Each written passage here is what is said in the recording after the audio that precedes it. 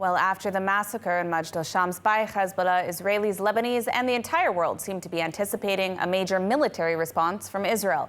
While many countries have condemned Hezbollah's barbaric attack on children, the Islamic Republic of Iran, the sponsor of Hezbollah, warned Israel against military escalation with Lebanon. Now, here to discuss the next steps is Brigadier General in Reserves Amir Avivi, the founder of Habitchonistim. Thank you so much for joining us today. Now, in the aftermath of this massacre, what can we expect to see in terms of a military response in Lebanon? Well, let me first express my condolences to the Jewish community of Majdal Shams. Really a terrible, devastating attack with 12 children dead.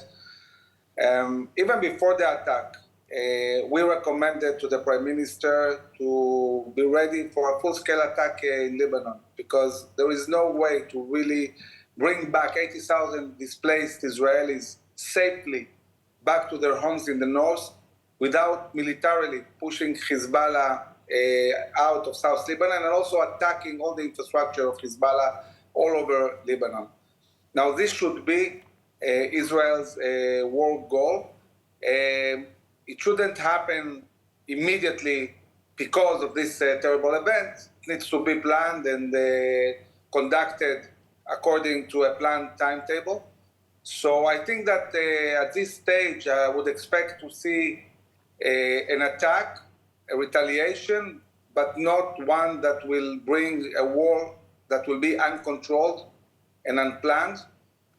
But having said that, we need to get ready and decide when are we going to war in the north.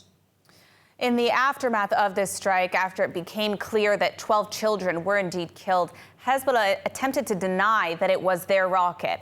Why do you think we're seeing this sort of retraction from Hezbollah? Are they worried about Israel's response? Is it a PR ploy? I think that they're worried about the response of the Druze communities in Syria and in Lebanon.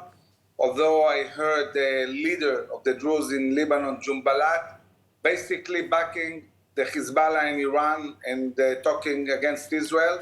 I've talked to some of our leading generals who are Druze. They were shocked by his behavior.